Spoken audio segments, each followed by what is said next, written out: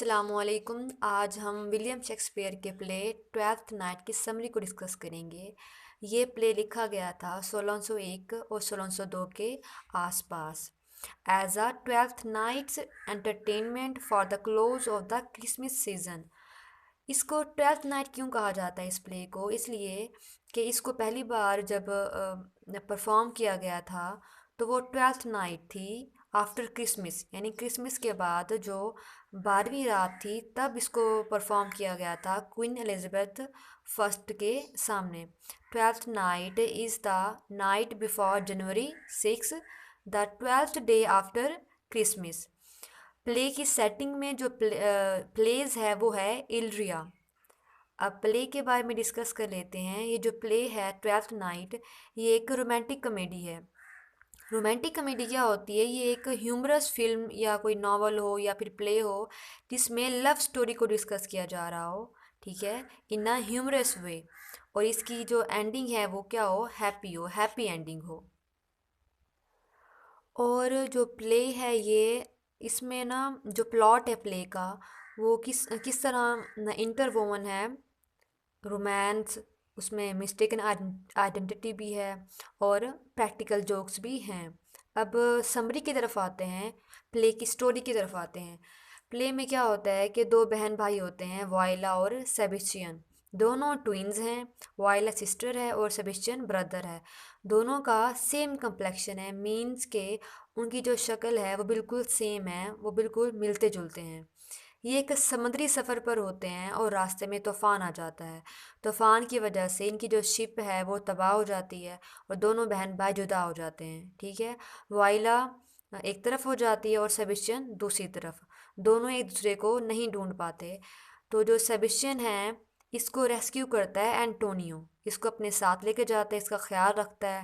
Antonio कौन है? ये एक नोटोरियस सी फाइटर है, लेकिन इसके बावजूद ये सेबेस्टियन के साथ प्ले के एंड तक लॉयल रहता है, इसका ख्याल रखता है। अब जो वाइला है, वाइला खुद को पाती है इल्रिया के साहिल पर।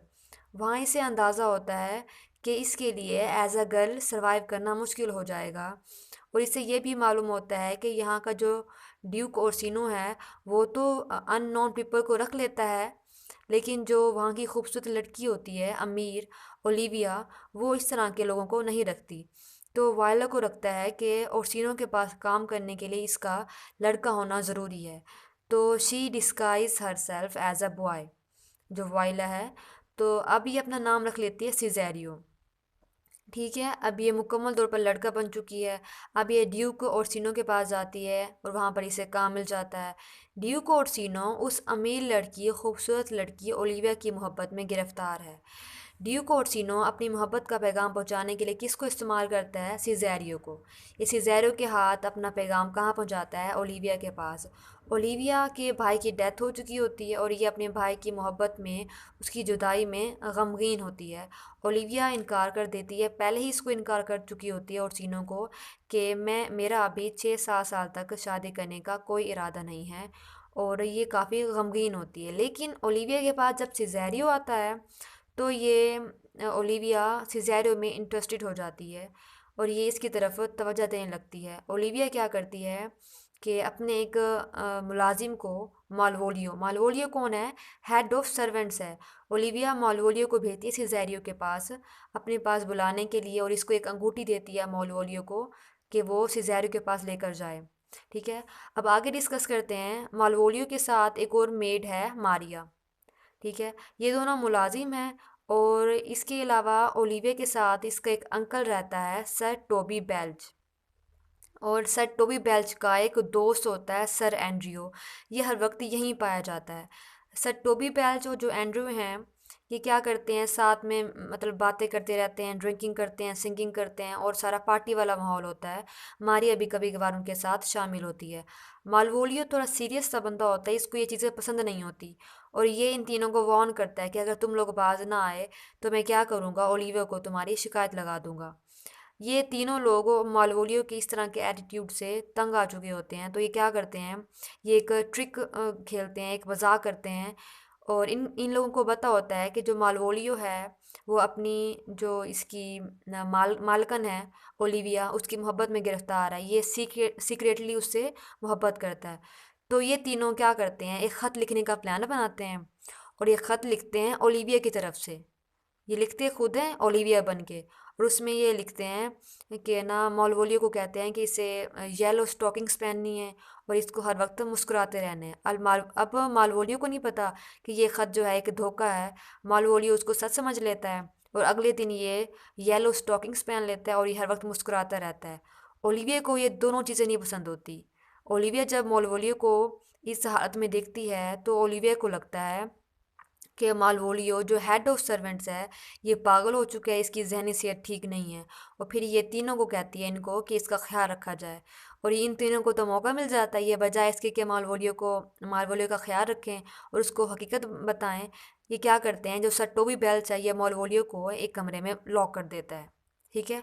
अब आगे क्या होता है, ड्यूक ओर्सिनो सिज़ेरियो के हाथ अब भी अपना जो पैगाम है वो ओलिविया के पास भेजता रहता है।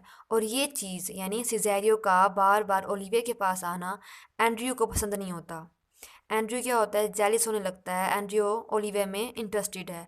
तो एंड्रयू क्या करता है, सिज़ेरियो से लड़ाई करना शुरू कर देता है और इसको चैलेंज करता है। लेकिन सिज़ेरियो चूँकि एक लड़की है, ये वहाँ से चली जाती है। थोड़ी देर बाद क्या होता है कि एंड्रयू देख लेता है दोबारा सिज़ेरियो को।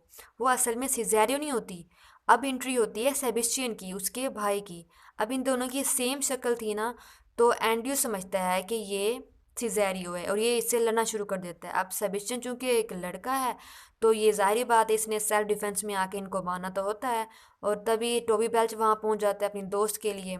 अब टोबी बेल्च और एंड्रयू और सेबेस्टियन ये आपस में लड़ना शुरू कर देते हैं।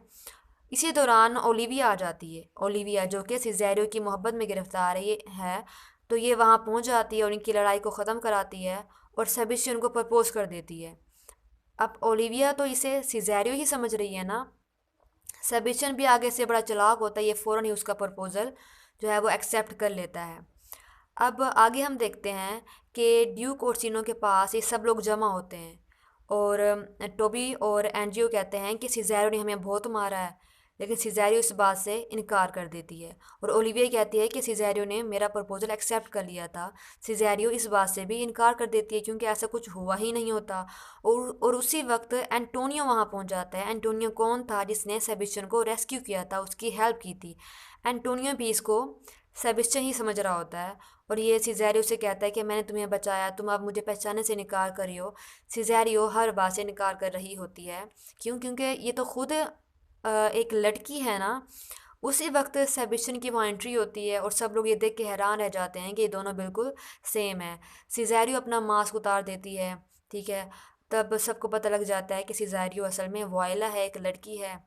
और ड्यूक ओर्सिनो जो कि ओलिविया की मोहब्बत में गिरफ्तार था, अब क्या करता है कि वो उसी वक्त सिज़ेरियो को मीन्स वायला को प्रपोज़ कर देता है और वो उसका प्रपोज़ल एक्सेप्ट भी कर लेती है क्योंकि सिज़ेरियो खुद भी ड्यूक ओर्सिनो की मोहब्बत में गिरफ्तार हो चुकी होती है।